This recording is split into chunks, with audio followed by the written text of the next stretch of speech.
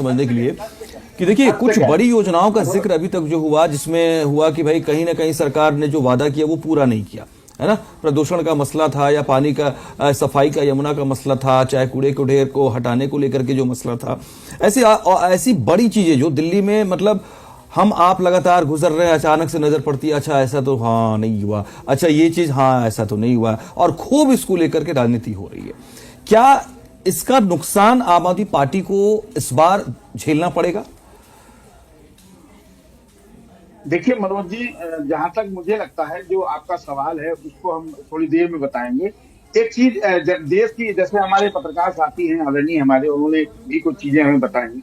तो मैं ये पूछना चाह रहा था कि देश की जनता क्या ये नहीं देख रही है कि देश में मोदी जी ने मुहिम चलाई थी भ्रष्टाचारियों को मिटाने की, भ्रष्टाचार को खत्म करने की।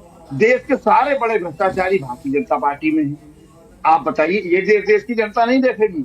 निश्चित रूप से। मनोज जी, जो आपने सवाल किया उसका उत्तर ये है कि जो चीज अभी और लोगों ने भी कहा कि पत्रकार महोदय ने भी कहा, हमारे साथी ने, कि जो अरविंद केजरीवाल की योजनाएं थी उनको उन्होंने 60%, 40%, 50%, 70% पूरा किया है। निश्चित रूप से जनता ये भी देख रही है, जनता ये भी देख रही है कि अरविंद केजरीवाल साहब की चलाई हुई योजनाओं को भारतीय जनता पार्टी में कुछ नहीं होता है, केवल मोदी जी की गारंटी चलती है।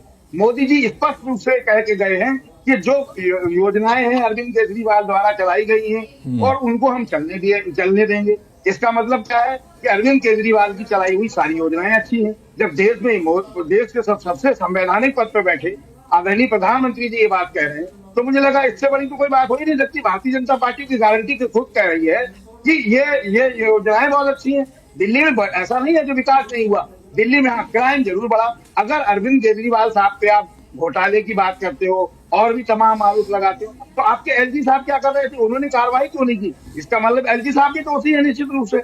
आप ये देखिए, दिल्ली में एक हाथ की नहीं, दो हाथ की सरकार है। एक हाथ अरविंद केजरीवाल साहब का है, एक एलजी का है या भारतीय जनता पार्टी का।